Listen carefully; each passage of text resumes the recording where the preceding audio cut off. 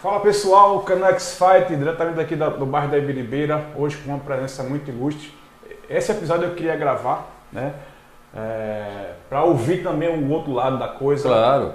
O lado da autarquia que hoje comanda todo o jiu-jitsu de Pernambuco, né, com muita satisfação que eu recebo aqui, ele está me recebendo, na verdade, aqui na sala dele, que ele é um grande fisioterapeuta também, professor Ari. Né? Muito obrigado por nos receber. Eu estou aqui às suas ordens, como eu falei. E vamos embora. Vamos começar o nosso papo, nosso bate-papo, né? Quem é o professor Ari? Pois não. Eu sou praticante de artes marciais desde 6 anos de idade. Né? Eu nasci nessa casa, na Ibiribeira. Aqui mesmo? Aqui, nasci nessa casa há 65 anos atrás. Tá certo? E meu pai foi um dos coordenadores do Centro Cavoeiro Manuel Elias, que fica aí em Mostardinha. Uhum. E lá existia um professor de artes marciais, professor Tavares Silva. E ele foi professor, inclusive, de judô e de luta livre, de vale tudo, na época do Canal 2, tá certo? E eu fui aluno dele, com 6 anos, comecei a fazer judô, até chegar à faixa preta. Né? Me tornei faixa preta. De judô? De judô, tá certo? Em 96 eu era faixa preta de judô e fiquei treinando na academia dele, que era o Clube Ferroviário.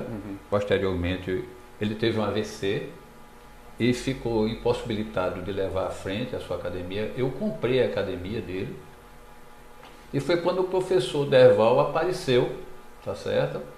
Para tentar desenvolver o jiu-jitsu que foi levado hoje por então o mestre Gesiel, tá certo? Ao encontro do mestre Tavares. Vamos lá, só para eu entender um pouquinho do princípio, que é muita informação, é muita coisa.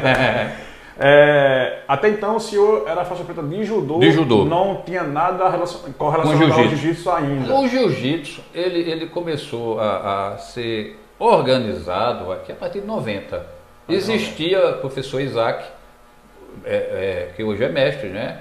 Mestre Gesiel, que ele fazia o jiu-jitsu, mas era uma coisa muito elementar ainda. O número de praticantes daquela época não chegava a 100 pessoas, tá certo? Aqui mesmo, no pé da ponte, existia um professor também de jiu-jitsu chamado Mestre Arlindo, tá certo? Ele até tinha um problema na perna, ele puxava por uma perna, que depois daí de Afogados ele foi para o Pan-Americano. E aqui atrás da minha casa existia a família dos ciganos, os Starovich, Severino Starovich, né, os irmãos Starovich, que na época lutaram vale tudo no TV Ring 12, no qual o árbitro daquela época, o famoso Jorge Moraes, que depois eu fui fazer judô também com Jorge Moraes. Jorge Moraes. Esse Ring Torre era um programa... TV Ring Torre. TV Ring Torre. Que era no Sesc de Santa Mária. Mas era algo relacionado assim, à televisão? Era relacionado à televisão, era filmado, vinha lutadores da Bahia, do Norte, inclusive os Gracies vieram para cá, tá certo? Ivan Gomes, Zé Gomes. E passava onde, professor, passava no Canal 2. Na SBT?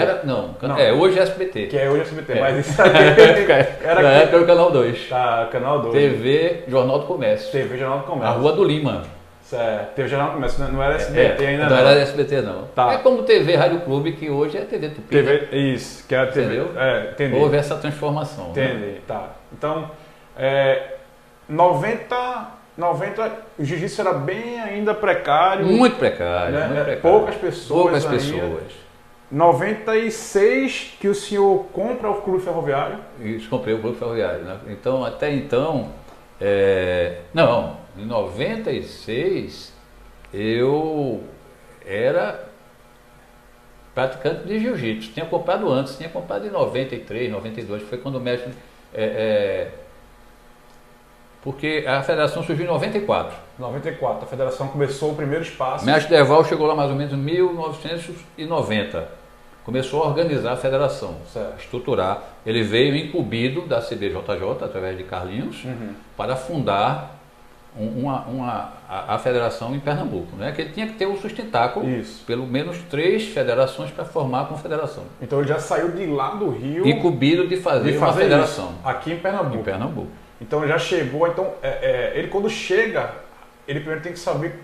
Ele se posiciona, né? Vai conhecer os professores locais, e aí ele conheceu o Biratã, conheceu o mestre Jorge, que por sinal, quando ele estava no Rio, ele me falou que o Hélio Grace e o Carlinhos indicou que ele procurasse o professor Diógenes Moraes. Diógenes Moraes. Foi. Já tinha uma... Ah, vai lá em tal lugar. Diógenes Moraes foi aluno dele.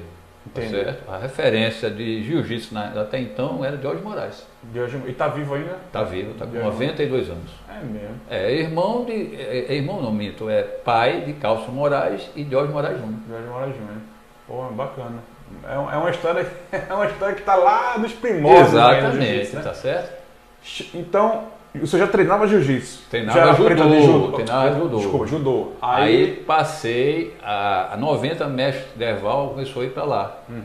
Então, Rostam Lacerda, que foi aluno de um vizinho meu aqui, Aloysio de Paula, que era professor do Geraldão, professor de Karatê. Rostam foi aluno de Aloysio, só vivia aqui na frente. Rostam tinha em torno de 15, 16 anos, treinava aí, e ele fez uma longa história no Karatê. Não é? E aí um dia Rostam chegou lá no ferroviário, o ferroviário tinha 4, 5 alunos de jiu-jitsu, né? E aí eu resolvi fazer jiu-jitsu também. Então nós começamos, eu e Rostam, na base, com faixa branca. Quem puxava os treinos de jiu-jitsu nessa época? Na época, o professor Derval Luciano Rego. Professor Derval Luciano Rego. Já era faixa preta de jiu-jitsu? Já era. Na época ele era talvez o 4º ou 5º grau. Já ele era 5º grau. Ave Maria. Ele é 9º grau hoje. ele é faixa vermelha, 9º grau. Isso. Então, tá. O senhor começou a treinar jiu-jitsu, então a sua primeira referência de jiu-jitsu, contato de jiu-jitsu, foi o mestre Derval. Foi. E aí, como foi essa introdução? O Clube Ferroviário já era do senhor, porque você já tinha comprado? Tinha comprado, então a sede se tornou para o Ferroviário. Certo. Tá certo? O mestre Tavares teve um AVC, ele era o vice-presidente da federação. Tá. A partir do momento que ele teve AVC, ele se afastou e tinha que compor a chapa com o vice-presidente. Então foi me colocado nessa condição, porque eu já era professor de educação física, tá certo? E já era faixa preta de judô. E praticante de jiu-jitsu. Como o quantitativo de praticantes era baixo, tá certo? Então ele resolveu me botar com tal função. Como vice. E permaneceu como vice durante 17 anos, 18 anos, se não me engano. 18 anos. 18 anos. E sempre a federação, quando se ligava, a Federação Pernambucana de Jiu-Jitsu se ligava ao Clube Ferroviário. Clube Ferroviário. E vice-versa. E vice-versa. Clube Ferroviário e Federação Pernambucana de Jiu-Jitsu. O nome da federação, desde que eu comecei a praticar jiu-jitsu há quase 10 anos, sempre a gente viu aquela figura do mestre Derval ali à frente. Então, o mestre Derval foi o primeiro a implantar. Foi o primeiro a implantar. A federação. Com a ajuda de alguns. De membros também, conselho de direção. Ele organizou o conselho, né? Os praticantes como o professor Isaac, o professor Biratã, que hoje tem a federação dele, Biratã. Gesiel, não é? Tinha professor Caetano, professora Maria, eu estou querendo me lembrar que ele mora lá, ele falou comigo essa semana, inclusive, Levi, mestre Levi, tá certo? E tantos outros, né? No momento, Jefferson também era um professor. Jefferson Marinho. Não, Jefferson Marinho não. Jefferson era outro que ele trabalhava no metrô. Ele estava um tempo desse morando no Cabo e eu soube até que ele faleceu com essa questão do Covid. Tá certo? Mas ele chegou aí no campeonato do Náutico. Nós fizemos um pernambucano lá, uma etapa, e ele estava presente. Era justamente a gente estava tentando entrar em contato, porque o atleta que some, a gente fica sem uma orientação, tá certo? Então a gente procurou saber o que ele estava fazendo, se ele estava praticando jiu-jitsu ainda, porque a última vez que eu tinha visto, eu me encontrei com ele na Dantas Barreto, e ele disse que tinha virado religioso a cabeça, né? E que não queria mais fazer artes marciais, que não tem nada a ver, tem tantos pastores aí que fazem a arte marcial, né? E inclusive educam, pregam a palavra de Deus dentro da arte marcial, do tatame, tá certo? Então, mas é uma questão dele, eu respeitei. Certo.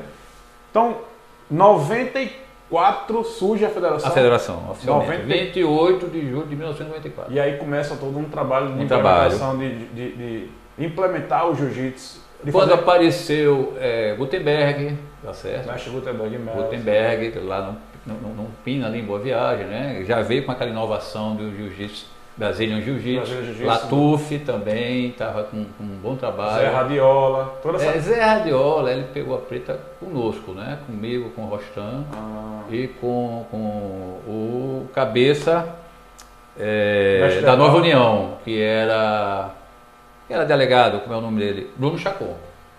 E cabeça também, Alfredo Cabeça. Foram os primórdios da geração dessa antiga que não era antiga, que era nova até então. Que oficializou, né? Porque na verdade, antes de surgir a federação, existia a Federação de Artes Marciais, que aí era pugilismo, era taekwondo, era capoeira, englobava tudo. Tá certo? Aí a partir daí houve uma separação das modalidades. Por isso, passou a ter, cada modalidade ter a sua representatividade. Quando a gente fala de federação, a gente fala também muito de participação, né? Sempre vai ter gente que eu fiz mais do que isso, né? Claro. Do que fulano, do que cicrano, mas a gente tem que dar o certo valor de que se não fosse esse conselho formado pelo senhor, pelo mestre Derval, pelo mestre Aziel, pelo mestre Caetano, Levi, toda essa estrutura de base, hoje não existia a federação. Hoje a gente não, acho que o jiu-jitsu em Pernambuco não existia. Na verdade, se não houvesse também o seu investimento lá no Clube Ferroviário... na verdade, Túlio, desculpa eu lhe interromper, a academia ferroviária, eu banquei durante 18 anos. Porque a federação, ainda hoje, o mestre Erval está vivo, graças a Deus, ele sabe, e os demais sabem, que eu pagava luz, pagava água, pagava tudo, toda a estrutura, os impostos. Mas chegou um momento que me cansou, eu sozinho assumindo esse papel. Foi quando eu ofereci à federação o espaço físico para que ele comprasse a federação, e ele disse que a federação não tinha recurso. Tá certo? Não tinha recurso. Qual foi o ano? Olha, eu acho que foi em 2014, mais ou menos, 2012. Certo. Tá certo? Mais ou menos entre 2012 a 2014. Certo. Aí eu resolvi vender o prédio porque eu estava casado, morando em Pau Amarelo, então não tinha mais interesse de estar no imóvel, só gastando. Certo. Tá certo? O senhor manteve, hoje não mantém mais? Não, o espaço físico eu vendi. Ah, tá, o senhor vendeu. Eu vendi. E com isso a federação... Ficou sem sede. Mas o senhor sai da federação nesse momento ou o senhor permanece? Não, eu fiquei como vice, tá certo? Fiquei como vice durante todo esse período. Só que o mestre Erval, ele tinha uma gestão centralizadora. Ele não gostava de dividir as ações, vamos dizer assim. Certo. Atribuir tarefas. Certo. Ele não que hoje em dia no mundo corporativo é muito importante. Entendeu? Então foi o que aconteceu. Quando a federação surgiu, os atos ia dar aula de bermuda, ia para a competição de bermuda, tá certo? E era tudo improvisado. Né? Não existia uma padronização, uma capacitação, tá entendendo? Então eram pessoas até que eram tiradas na hora da competição para ocupar o papel de árbitro. E muitas vezes ele é indicado pelo técnico de uma equipe ou de outra, tudo. Então isso gerava uma insatisfação do grande grupo, né? Certo.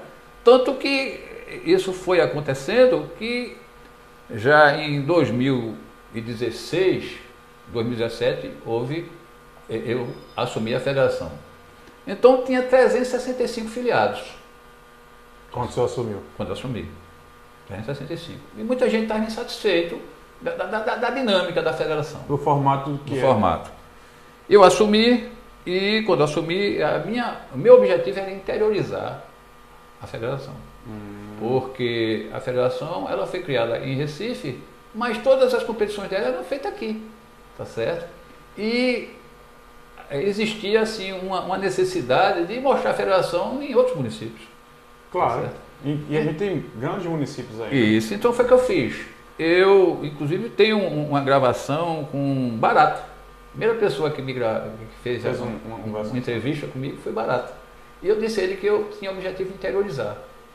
E 3 meses depois, eu, Ari, comprei todos os tatames da federação. 450 tatames, que então, toda a competição tinha um gasto grande de aluguel, de toda a estrutura, tá certo? Então o que é que eu tinha que fazer, Alexandre? Eu tinha que primeiro estruturar a federação. Claro. Tá certo? A Arrumar federação casa. não tinha sede, a federação não tinha tatame, não tinha arbitragem, não tinha nada. Então hoje você foi a alguma competição? Foi. Você viu os árbitros lá? Olha, meu último pernambucano, inclusive, eu fui até campeão pernambucano. Que coisa boa. Foi uma guerra com um brother da Gracie Barra. Sim. Tá? Foi 2017, se eu não me engano. Sim. Foi meu último pernambucano Sim. antes de eu sair para os Estados Unidos. Sim.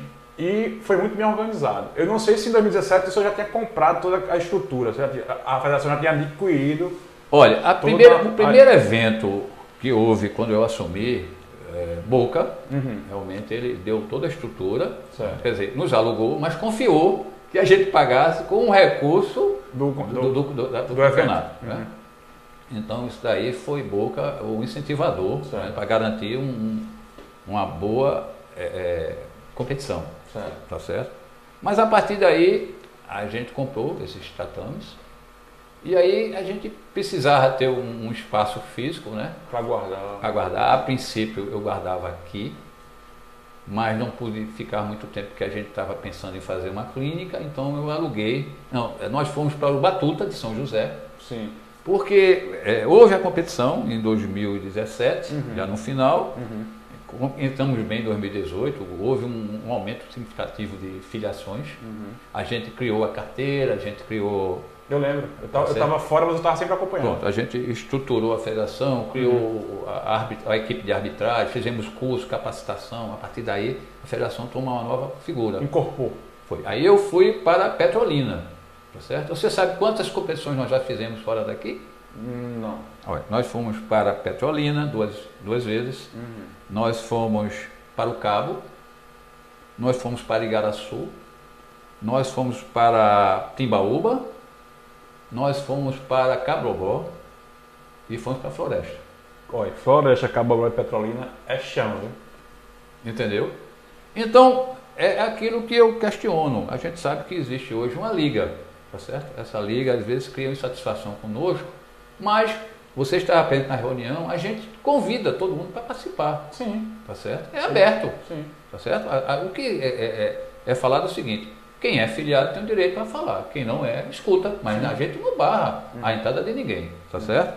E aí ninguém se posiciona.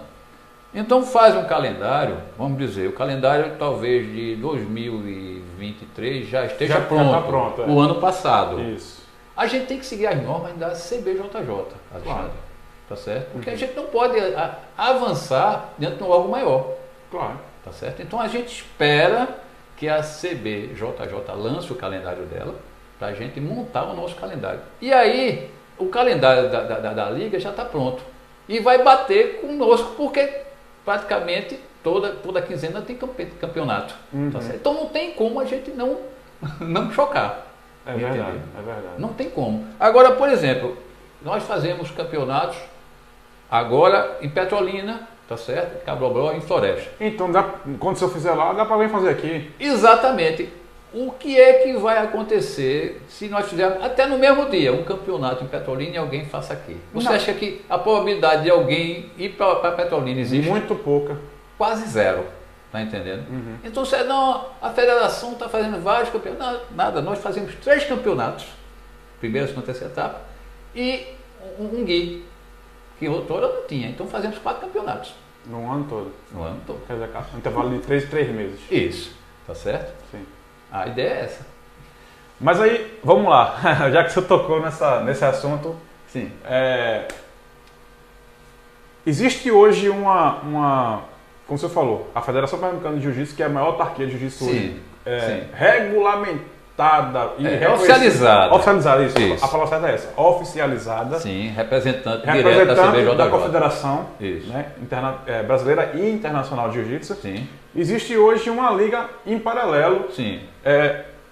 que tenta correr, mas corre, de certa forma, no meu ponto de vista, de uma forma desnecessária, porque é uma coisa muito regional. Sim. E vocês têm hoje um apadrinhamento hoje de uma confederação internacional de jiu-jitsu, Sim. que é a federação, a CBJJ. O nosso diploma é válido até Por fora ele. do nosso país. Isso, por ele. Inclusive, eu quero até validar minha faixa preta com você. Nosso diploma é Vou entrar em contato, vou pedir sua ajuda, com viu? certeza, com certeza. Para o senhor me validar, validar não, né? Me certificar a faixa Diplomar. preta. Diplomar, isso. Isso. Eu junto com o Gordo. Mas voltando aqui Hoje é rápido. diplomado. O Gordo já é. E foi nós que diplomamos ele. O Gordo já é. Então já quero Entendeu? pôr logo em vocês também. Mas voltando. É mais fácil vocês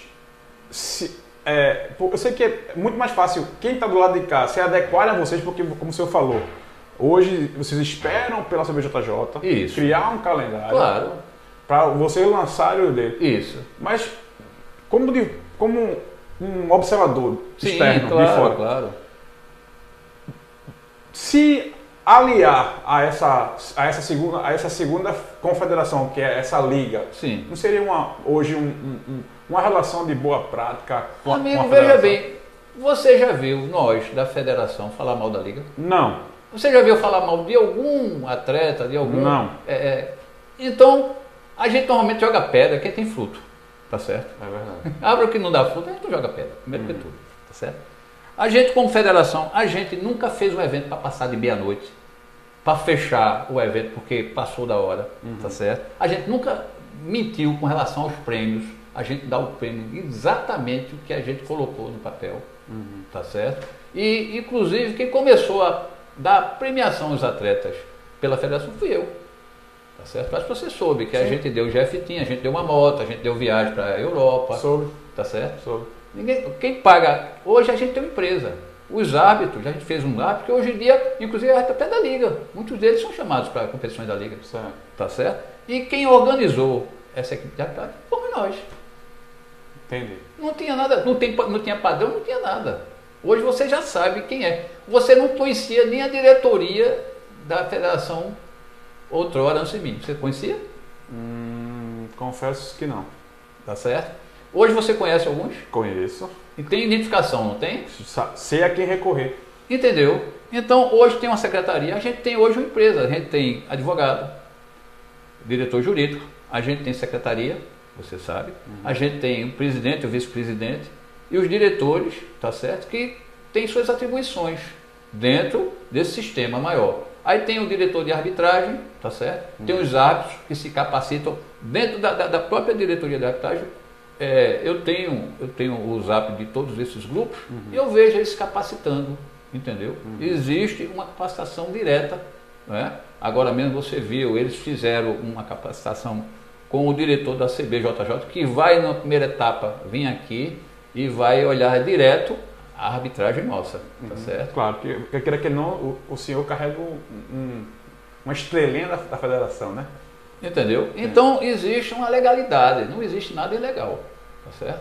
A federação, ela funciona hoje, nós temos um material, ele é guardado num espaço físico que outrora, como falei, era no Batuta, mas o Batuta voltou a funcionar, porque houve uma parada da federação, naquele dia, nosso amigo Novaes fala demais, e a gente ficou sem espaço de falar naquele dia. Certo. O Novaes, para um pouquinho, porque a gente queria fazer exatamente todo o distrato, mas a hora estava avançando, era quase 10 horas, se eu não me engano, aí não teve como fazer, né? Então, graças a Deus, o Lata foi lá, e Lata trabalhou para a federação como secretário, 2 anos. Então foi o que aconteceu, Túlio. Em 2019, 2020. Não é? Começo de 2019, nós fizemos o evento da Copa Derval. Certo. 2 dias depois do evento, parou. Pandemia. Então a gente teve que parar tudo. Mas a gente estava com o contador, a gente estava pagando os impostos, pagando o aluguel, tá certo? E pagando a secretaria, porque a secretaria precariamente funcionava. Alguém queria um documento para viajar, um diploma ser emitido, a gente tinha que estar funcionando. Isso gerou um custo de 2 anos. Certo. Tá certo? De 2 anos.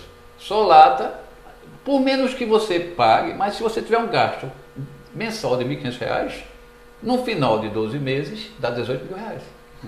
No final de 24 meses, 36 mil reais. entendeu? E estava gerando, e a federação sem funcionar, porque essa federação, ele vive dos recursos das filiações dos atletas. Então, em 2019, eu cheguei até a competir, participei de um Open, né? Fui até campeão da minha categoria, terceiro lugar no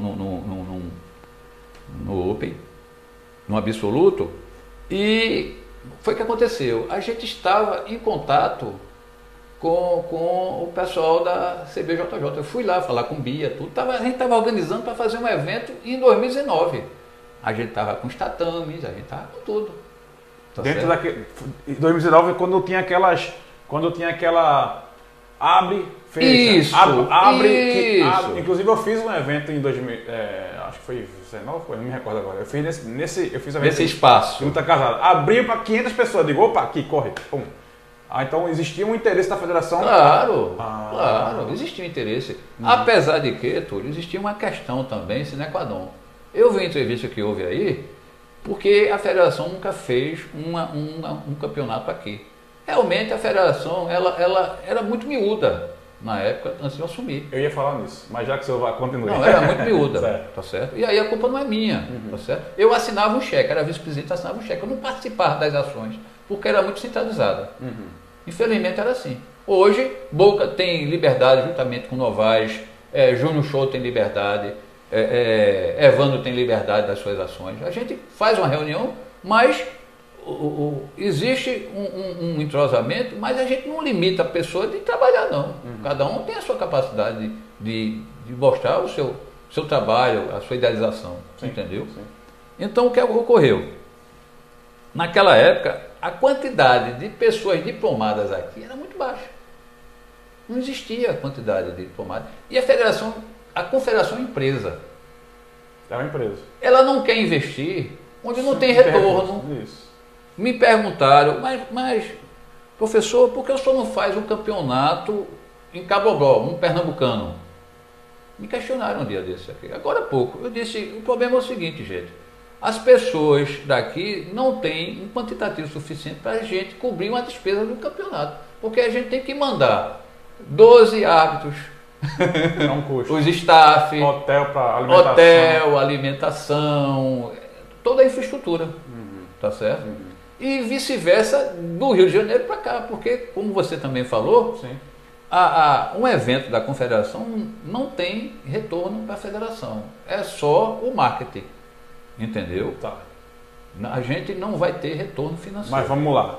Vamos lá. Já que o senhor tocou nesse assunto. Sim. Financeiramente, sim, eu sei que a federação não morde uma sardinha. Isso eu já sim, tive outros contatos com outros sim, presidentes de federação de demais estados. Sim.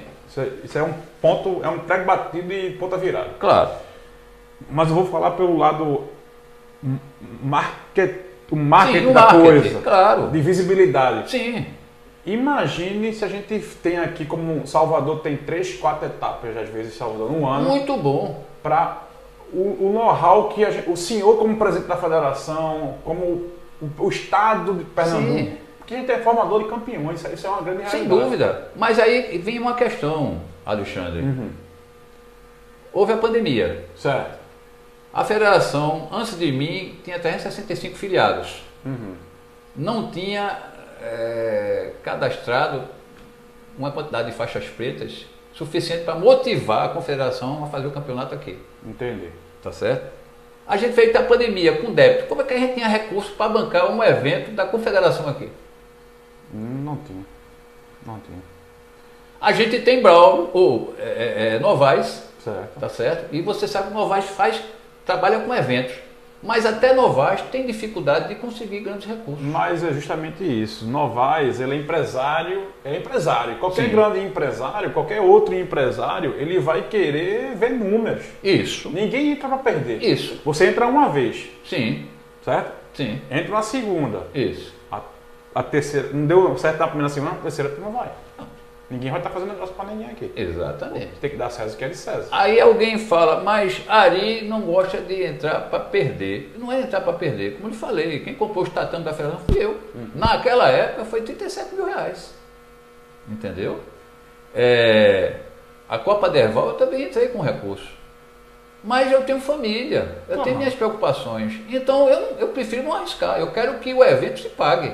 E o senhor não pode, de maneira alguma, tirar dinheiro do seu negócio, do seu sustento pessoal, para estar implantando em federação, não. Entendeu? Porque no dia que isso aconteceu, eu sou o primeiro a dizer, ei, professor, tá doidando, né? Faça isso não. Então, quando a gente parou em 2019, a gente tinha mais ou menos uns 2.000 alunos, 2.050 alunos filiados. Mas, final de 2019, os vencimentos, e 2020, o pessoal se afastou. Então, a gente recomeçou do zero.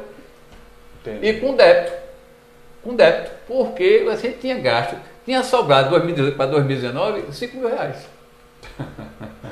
Entendeu? Mas veja bem, a sensação é uma sensação agradável, porque a gente passou a dar prêmio, a gente passou a dar viagens, a gente passou a pagar os árbitros, a gente começou a valorizar toda a estrutura, fazemos eventos final de ano, tá certo?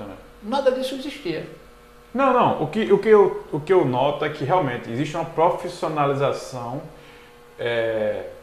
mostrada pós-pandemia, né? Porque assim, eu saí em 2017, estava meio que de longe, acompanhando tudo, mas sempre mais ouvindo, né? Sem opinar, porque era fulano que falava de ciclano, aí eu ficava meio que na minha ali. Sim. Pandemia, fechou tudo, inclusive eu voltei para o Brasil na pandemia porque não tinha o que fazer nos Estados Unidos. Pronto. Voltei para cá. E aí... Mas pandemia é isso, pandemia foi um evento que a gente não dá para ter referência com isso aí. Não pode. E a partir do momento que a pandemia se encerra, eu vejo que a federação ela toma um corpo mais profissional da coisa. Eu acredito que a formação dessa nova diretoria também ajuda, né? Porque a gente traz pessoas que... A gente não, o senhor, a federação. Traz pessoas que é envolvida no esporte e é envolvido com a parte de entretenimento. Boca é um cara que organiza eventos desde dos primórdios. Só que, no meu ponto de vista, estou sendo bem realista do senhor. Não, a gente está conversando aqui de uma forma aberta. Claro. Eu sou muito aberto para escutar. Claro, eu até agradeço a sua disponibilidade. Mas, no meu ponto de vista hoje, professor, presidente, né, existe algo ainda a ser melhorado. Claro. Mas é lógico. Não é verdade? A gente está tentando melhorar. Claro. Mas eu também, em nenhum momento eu digo que não, existe uma barreira aqui, existe uma radicalidade de que não, a gente não vai fazer. Não, eu vejo realmente melhorar. Isso. Mas aí, essa melhora, ela acontece dentro de uma realidade. Como eu lhe falei, a gente para trazer a confederação, a gente tem que ter recursos. E a gente só pode fazer recursos se capitalizando com os eventos. Porque o evento da federação, o lucro que ela dá, é para dar retorno ao atleta, não é lucro para nós não, entendeu? O lucro, para você percebeu, os eventos hoje do campeonato, tudo que entra, quem assume basicamente a direção desse recurso é Boca e Novaes. Depois ele presta conta a mim. A gente fica com o recurso da filiação, tá certo? Da filiação e da anuidade, tá certo? E diplomas. Mas o diploma ainda é baixo, o quantitativo é baixo. Mas essa filiação aqui tem que pagar contador, tem que pagar aluguel, tem que pagar a secretaria, entendeu? Entendo. Então, como é que a gente vai ter um recurso grande para se comprometer? Um exemplo, hoje a confederação, acredito que um evento da confederação hoje está em torno de 90 a 100 mil reais. Um evento da confederação? Da confederação. Olha, vou falar aqui agora também uma coisa que... Ou talvez até mais. Muita gente vai se incomodar com o que eu vou falar aqui. Sim, claro. Eu vejo que o senhor é uma pessoa muito aberta, né, a esclarecer tudo. Eu vejo que essa direção de eventos é uma direção muito competente, inclusive. A direção de arbitragem, Júlio Show é um cara que está ali à frente da arbitragem e tem um know-how internacional. O seu mestre mesmo está lá, atua, é capaz, claro. Um cara capacitado. Sim. Maria. Muita gente está ali Mas o que eu vejo, por isso que a minha principal, eu queria entender, por isso que eu fui para um lado e agora estou desse lado de cá escutando o senhor. Claro. Escutei os dois lados. Mas eu noto que hoje existe mais uma falta de interesse dos competidores e atletas de Pernambuco. É possível. Mais do que a federação e a liga e fulano, ciclano que faz um evento. Isso. Entendeu? Por quê? eu volto a falar, muita gente aqui agora vai ficar com raiva de mim, inclusive. Sim. Tivemos um evento agora aqui, Sim. foi caro o evento, 160. Pode ter sido caro, pode ter sido barato. Não vou aqui julgar condição financeira de ninguém. Pessoalmente, eu acho que podia ter feito mais barato. Né? Eu não vou julgar. Sinceramente. Ali a gente deu um apoio, porque eles lhe falaram, né? A gente não ia fazer esse evento. Certo. Porque a gente estava sem recurso. Tá certo? E como eu lhe falei, toda vez a gente ficar no vermelho, não dá. A época não é boa, pela experiência. Você sabe, eu sou educador físico. Eu sou professor de educação física simplesmente há 43 anos. Então, eu trabalhei no DERE. Tá certo? Eu tenho noção de eventos, entendeu? Eu não sou um leigo, sou formado, pós-graduado, com mestrado em educação física, tá certo? Então, sou pedagogo também, eu tenho 3 formaturas, tá certo? Ainda arrumou tempo para fazer jiu-jitsu ainda. Faço Krav Maga também. Ainda Krav Maga? Eu gosto de Krav Maga. Então, o que é que ocorre? Ocorre o seguinte, que eu não queria deixar a federação no vermelho. Eu não quero ser dono da federação, eu vou passar, mas eu quero deixar a imagem da federação positiva, tá certo? Eu assumi a federação com débitos, entendeu? E eu não quero passar para ninguém a federação com débitos. Quem pegar a federação vai pegar a federação toda cadastrada, os atletas, sabe a faixa, eu não sabia de nada, tá certo? Vai pegar a federação com os tatames, com todo o material comprado, é diferente. Vai pegar o filho pronto. É diferente. E a gente falou isso. Né? Eu falei isso. Então, voltando aqui ao assunto. Sim. Né? O evento em si, muito bom. Sim. Muito bom de verdade o evento. Um evento que eu, como estou lá fora, sim, não deixa nada a desejar lá fora. Concordo com você. Lá fora. E você vê que nós somos cumpridores das premiações. Vi que foi pago. Isso. Vi que foi pago lá os recursos, os prêmios. Mas eu vi também que foi uma quantidade muito pequena de inscritos. Então, se o atleta não se esforça para lutar um evento da federação, que é um evento que está vinculado à Confederação Brasileira de Jiu-Jitsu e à Federação Internacional de Jiu-Jitsu, sim, você que é atleta, meu amigo, você está fazendo o quê? Você não pode jamais abrir a boca para dizer que ninguém me ajuda, não. É caro, eu sei que é caro. O momento, às vezes, pode ser até inoportuno. Sim, eu achei o momento. Janeiro é um bom momento. IPVA, IPTU, material escolar, férias, carnaval chegando. Isso, né? Matrícula de veículo, né? IPVA, né? Como foi dito. Mas, de certa forma. Pode ir. Pode abrir. Depois eu corto. Diz que faz 10 minutos a gente acaba, tá bom? Faz 10 minutos. 10 minutos, tá bom? Tá bom, Túlio? Dá certo. Mas... Não, claro. Mas, se o atleta quisesse, poderia ter feito um esforço. Claro. Na verdade. Lógico.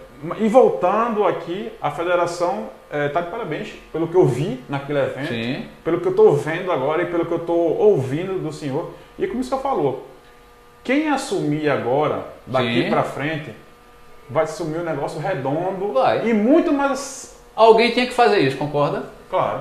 Então, de repente, eu pego o negócio quebrado, faço a emenda e dou o negócio bom, todo inteirinho. É verdade. Tá certo?